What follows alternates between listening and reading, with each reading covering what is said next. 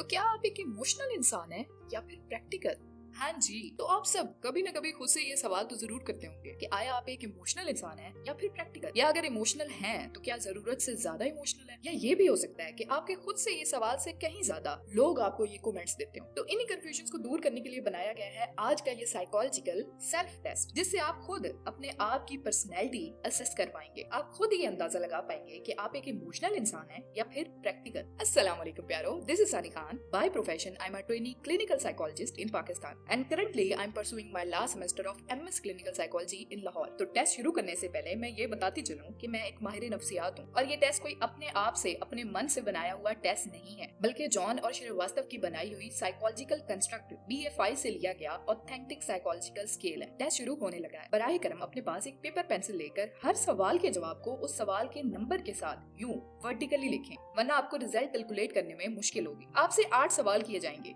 जिन सवालों का जवाब आपको एक स्कोर की सूरत में देना होगा, और वो होगा कुछ इस स्केल के मुताबिक 0.1 मुकम्मल गैर मुत्तफिक से 0.5 मुकम्मल मुत्तफिक तक। यानी अगर आप किसी सवाल के जवाब से बिल्कुल एग्री या मुत्तफिक नहीं है तो आप उसे 1 स्कोर करेंगे। अगर आप थोड़ा सा इख्तिलाफ, थोड़ा सा डिसएग्री करते हैं तो आप उसे 2 पॉइंट्स देंगे। अगर आपका जवाब बिल्कुल न्यूट्रल है तो आप उसे 3 पॉइंट्स देंगे। कुछ हद तक एग्री करते हैं तो 4, और मुकम्मल तौर पर एग्री करते हैं, मुकम्मल तौर पर मुत्तफिक हैं तो उसको आप 5 स्कोर करेंगे। आपका पहला सवाल, क्या आप खुद को एक ऐसा इंसान समझते हैं जो अक्सर उदास महसूस करता है?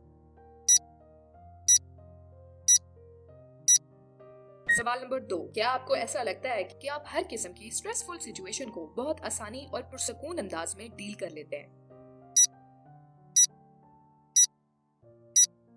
सवाल नंबर 3, क्या आपको ऐसा लगता है कि आप आसानी से परेशान हो जाते हैं? सवाल नंबर 4, क्या आप हर वक्त फिक्रमंद रहते हैं? सवाल नंबर 5, अगर आपको खुद को रेट करना हो तो आप अपने जज्बात, अपने इमोशंस को किस हद तक स्टेबल रख पाते हैं? सवाल नंबर 6, क्या आप अक्सर चिड़चिड़ापन या मूडी महसूस करते हैं?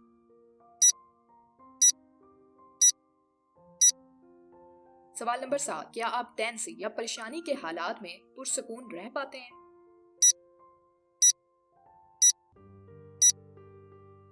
सवाल नंबर 8, क्या आप आसानी से घबरा जाते हैं?